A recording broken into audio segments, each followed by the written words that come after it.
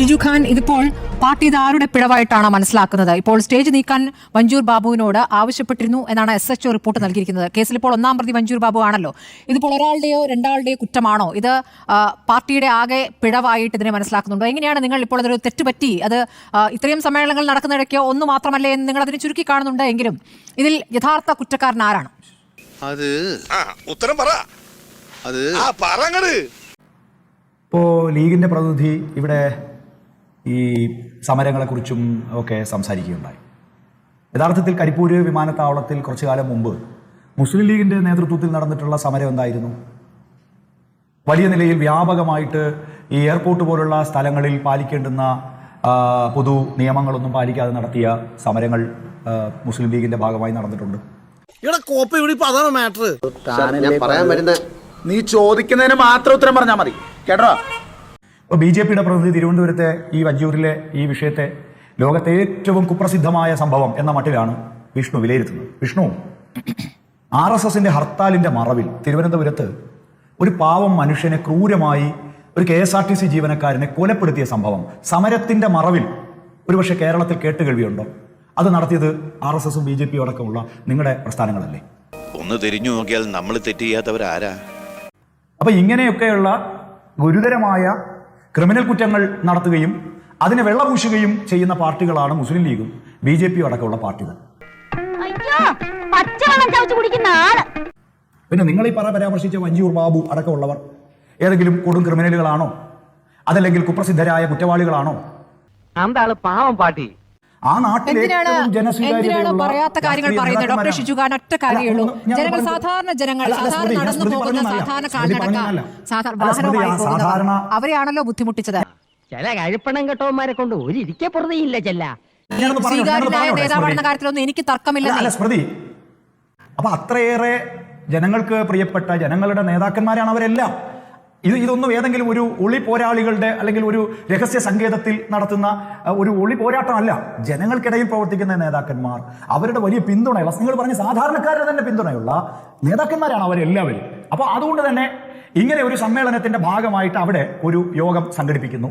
അവിടെ ഒരു law and order പ്രശ്നം, നേരത്തെ പറഞ്ഞല്ലോ, പോലീസിന്റെ ഒരു ആക്ഷൻ ഉണ്ടായി, ഒരു ക്രമസമാധാന പ്രശ്നമോ അല്ലെങ്കിൽ ആരുടെയെങ്കിലും മേലൊരു കയ്യേറ്റമോ അതല്ലെങ്കിൽ ആരെയെങ്കിലും ആക്രമിക്കുന്ന സ്ഥിതിവിശേഷമൊന്നും ഉണ്ടായില്ല. ഇന്നിപ്പോൾ ഞാൻ ആദ്യം സൂചിപ്പിച്ചല്ലോ, തോട്ടടയിലെ KSUവിന്റെ സമരത്തിനിടയിൽ പാവപ്പെട്ട വഴിയാത്രക്കാരായിട്ടുള്ള ആളുകളെ, സ്ത്രീകളെ, കുഞ്ഞുങ്ങളെ അസഭ്യം പറയുകയും വാഹനം ആക്രമിക്കുകയും ചെയ്യുന്ന സ്ഥിതിവിശേഷം ഉണ്ടായി. അത്ര വലിയ ബന്ധങ്ങളിലേക്ക് പോണോ ശിവൻകുട്ടി? റേഷൻ കട മറന്ന് മണ്ണെണ്ണ വാങ്ങണോ?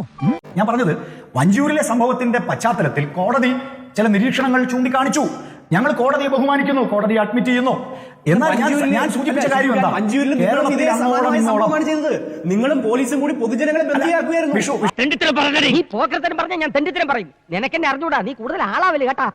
സ്മൃതിയെ പോലൊരു ആൾ ഈ ഇഷ്യൂവിനെ അഡ്രസ് ചെയ്യേണ്ടത് നമ്മുടെ നാട്ടിലാകെ. ഇപ്പൊ ഞങ്ങൾ തിരുവനന്തപുരത്ത് ഞാൻ പറഞ്ഞില്ലേ 2250 ബ്രാഞ്ച് സമ്മേളനങ്ങളാണ് നടത്തിയത്. 2ഉം 3ഉം ബ്രാഞ്ച് സമ്മേളനങ്ങളുടെ ഭാഗമായിട്ട് ഒരുമിച്ച് ചേർന്ന് പൊതുയോഗങ്ങൾ നടന്നു. കുറഞ്ഞത് 750-ലധികം പൊതുയോഗങ്ങൾ ഞങ്ങൾ നടത്തി. 184 ലോക്കൽ സമ്മേളനത്തിന്റെ പബ്ലിക് മീറ്റിങ്ങുകൾ ഞങ്ങൾ നടത്തി. വലിയ റാലികൾ നടത്തി. 18 ഏരിയ സമ്മേളനങ്ങളുടെ വലിയ റാലി ഞങ്ങൾ നടത്തി, പൊതുയോഗം നടത്തി. ഞങ്ങൾ ധിക്കാരികളും ധാർഷ്ട്യമുള്ളവരുമാണെങ്കിൽ അവിടെയൊക്കെ നിങ്ങൾ ഈ പറഞ്ഞ സംഭവങ്ങൾ ഉണ്ടാകണ്ടേ? അങ്ങനെ ഒന്നും ഉണ്ടായിട്ടില്ല. എങ്കിൽ പിന്നെ ഇങ്ങനെ ഒരു അടി കിട്ടാൻ നോക്കണ്ടായിരുന്നോ? അത് ശീലമായി പോയി. മഞ്ചൂരിൽ ഉണ്ടായത്, അവിടെ ഗതാഗതം അവിടെ ഉണ്ടാകില്ല. ചില റോഡ് നിർമ്മാണവുമായി ബന്ധപ്പെട്ട ചില സാഹചര്യങ്ങൾ ഉണ്ടെന്ന് കരുതി, ഞാൻ പറഞ്ഞത് ഉണ്ടെന്ന് കരുതി അവിടെ ഇങ്ങനെ ഒരു പൊതുയോഗം തീരുമാനിച്ച് അങ്ങനെ അവിടെ ഒരു പ്രയാസം ഉണ്ടായി. അതൊക്കെ നാട്ടുകാർക്ക് അറിയാവുന്ന കാര്യം അല്ലേ? നമ്മുടെ ഈ ചർച്ചയ്ക്ക് അടിസ്ഥാനം എന്താണ്? ഹൈക്കോടതിയിൽ നിന്ന് വന്നിരിക്കുന്ന അതിരൂക്ഷ വിമർശനങ്ങളാണല്ലോ. അപ്പോൾ ഹൈക്കോടതി വിമർശിക്കുന്നത് ആരെയാണ്? ഇവിടെ ഭരിക്കുന്ന പാർട്ടിയാണ്, അല്ലെ? ഭരിക്കുന്ന സർക്കാരിന്റെ പാർട്ടിയാണ് വിമർശിക്കുന്നത്. അപ്പോൾ ഇവിടെ ഭരണത്തിന്റെ തണലിൽ നിങ്ങൾക്ക് എല്ലാ സൗകര്യവും ഇവിടെ പോലീസ് ഒരുക്കുകയാണോ എന്ന് പോലീസിനോടും ചോദ്യങ്ങൾ ഉയരുകയാണ്. താങ്കൾ ഈ ഒളിപ്പോരെന്ന പ്രയോഗം നടത്തിയത് നന്നായി.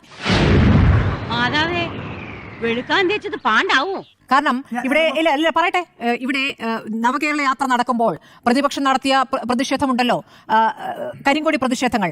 അതിനെ ഗറില്ല യുദ്ധം, ഒളിപ്പോരെന്നാണ് നിങ്ങൾ വ്യാഖ്യാനിച്ചിരുന്നത്. അതിന് പറഞ്ഞിരുന്ന പേരത് ഒളിപ്പോര് എന്നായിരുന്നു. ആ പ്രവർത്തകർക്ക് നേരെ എങ്ങനെയാണ് പോലീസ് അതിക്രമം കാണിച്ചതെന്നൊക്കെ കേരളം കണ്ടതാണല്ലോ. അയ്യോ, ഓർമ്മിപ്പിക്കല്ലേ പൊന്നെ. കേരളം അങ്ങിങ്ങ് കണ്ടതാണല്ലോ. അപ്പോൾ പോലീസിന് എവിടെ പ്രവർത്തിക്കണം, എവിടെ നിർവീര്യമാകണമെന്ന് കൃത്യമായിട്ട് അറിയാം. അപ്പോൾ പോലീസ് ഭരണ സംവിധാനത്തിന് വേണ്ടി പ്രവർത്തിക്കുന്നു എന്നുള്ള കാര്യം സമ്മതിക്കൂ. അതാണ് നമ്മുടെ വിഷയം. താങ്കൾ പറഞ്ഞതുപോലെ സമരങ്ങളെല്ലാം ഉണ്ട്. സമരത്തെയും സമ്മേളനത്തെയും ഒരുപോലെ ചൂണ്ടിക്കാണിക്കരുത്. നിങ്ങളും സമരഭൂമിയിൽ ഉള്ള ആളുകളാണ്. സമരം ഇങ്ങനെ തന്നെയാണല്ലോ, തടസ്സപ്പെടുത്തി തന്നെയാണല്ലോ സമരം. പോലീസ് പ്രവർത്തിക്കുന്നത് കൃത്യമായും ഭരണപക്ഷത്തിന് അനുകൂലമായിട്ട് തന്നെയാണ്. ഇവിടെ പ്രതിപക്ഷ സമരങ്ങളോട് പോലീസ് എങ്ങനെ പെരുമാറി എന്നുള്ളതാണ് നേരത്തെ ചൂണ്ടിക്കാണിച്ചത്. വീട്ടിൽ കിടന്നുറങ്ങുന്ന രാഹുൽ മാങ്കുളത്തിലെ പിടിച്ചുകൊണ്ടുപോകുന്നതിന് ഒരു ബുദ്ധിമുട്ടുണ്ടായിട്ടില്ലല്ലോ. നവകേരള യാത്രക്കിടയിൽ ആരെയൊക്കെയാണ് തല്ലി ഓടിച്ചത്, മുഖ്യമന്ത്രിയുടെ അംഗരക്ഷകർ എന്തൊക്കെയാണ് ചെയ്തത്, അവർക്കെതിരെ കേസെടുക്കാനും അവരുടെ മൊഴിയെടുക്കാനും പറഞ്ഞപ്പോൾ അവർ പോലീസിലേക്ക് മൊഴി നൽകാൻ ചെന്നോ? അവരുടെ അടുത്തേക്ക് പോലീസ് അങ്ങോട്ട് പോയി മൊഴിയെടുക്കുകയായിരുന്നില്ലേ? ഇങ്ങനെയൊക്കെയാണ് ഇവിടെ പോലീസ് പ്രവർത്തിച്ചത്. അപ്പോൾ താങ്കൾ എണ്ണമെടുക്കുകയാണെങ്കിൽ കുറെ കാര്യങ്ങൾ അങ്ങോട്ട് പറയാനുണ്ടാവുന്നേ. യു പി പോലീസുമായിട്ട് ദയവ് ചെയ്ത് താരതമ്യം ചെയ്ത് നമ്മൾ പറയുന്നില്ല, അങ്ങനെ നമ്മളത് പറയുന്നില്ല. നീ എന്ത് പറഞ്ഞാലും എന്തിനാണ് അമേരിക്ക പോകുന്നത്? കേരള പോലീസ് CPM ചെയ്ത ദാസ്യപ്പണി പറയുമ്പോൾ മറ്റ് സംസ്ഥാനങ്ങളിലെ പോലീസുമായി താരതമ്യം ചെയ്തുകൊണ്ടിരിക്കുന്നത് ഒഴിഞ്ഞു മാറാനുള്ള തന്ത്രപരമായ ശ്രമമാണ്. ശരി, ഷിജു ഖാൻ പറയൂ. ഇപ്പോൾ നടക്കുന്ന സംഭവത്തെ ന്യായീകരിക്കാൻ CPM കഴിയാത്ത ഷിജു, അപ്പോൾ കോടതിയിൽ ഇതാണോ മറുപടി നൽകുക? പറഞ്ഞോളൂ. പോലീസിങ്ങിനെ സംബന്ധിച്ച് ഇന്ന് ഇന്ത്യയിൽ നാഷണൽ ക്രൈം റെക്കോർഡ്സ് ബ്യൂറോയുടെ അടക്കം കണക്കുകൾ നമ്മുടെ മുന്നിലുണ്ട്. വളരെ കുറ്റമറ്റ രീതിയിൽ വളരെ കൃത്യമായി ഇടപെടുന്ന പോലീസാണ് നമ്മുടെ മുന്നിൽ. നമ്മുടെ ലോ ആൻഡ് ഓർഡർ, നമ്മുടെ നാട്ടിൽ ഒരു വർഗീയ കലാപം പോലും ഉണ്ടാകാതെ കാവൽ നിൽക്കുന്ന പോലീസിനെ കിട്ടാവുന്ന സ്ഥലങ്ങളിലൊക്കെ തലക്കടിക്കാൻ നമ്മുടെ ചർച്ചകളെ ഈ BJPയും കോൺഗ്രസ് ഉപയോഗിക്കുകയാണ്. സ്മൃതി, നിങ്ങളൊരു സീനിയർ ജേർണലിസ്റ്റ് ശ്രീ ഷിജു ഖാൻ ഉള്ള കാര്യങ്ങൾ പറഞ്ഞാലേ പറ്റൂ. എന്നെ പൊക്കി പറഞ്ഞ് സോപ്പിടാനുള്ള പരിപാടിയാ കള്ളന്മാര്. TP ചന്ദ്രശേഖരൻ കൊലക്കേസിൽ പ്രതികൾക്ക് നിയമവിരുദ്ധമായ ശിക്ഷയിളവ് നൽകാനുള്ള നീക്കം പൊളിഞ്ഞതിന്റെ പേരിൽ ജയിൽ ഉദ്യോഗസ്ഥർക്കെതിരെ സർക്കാരിന്റെ പ്രതികാര നടപടി എന്ന വാർത്ത കഴിഞ്ഞ ദിവസം വന്നിട്ടേ ഉള്ളൂ.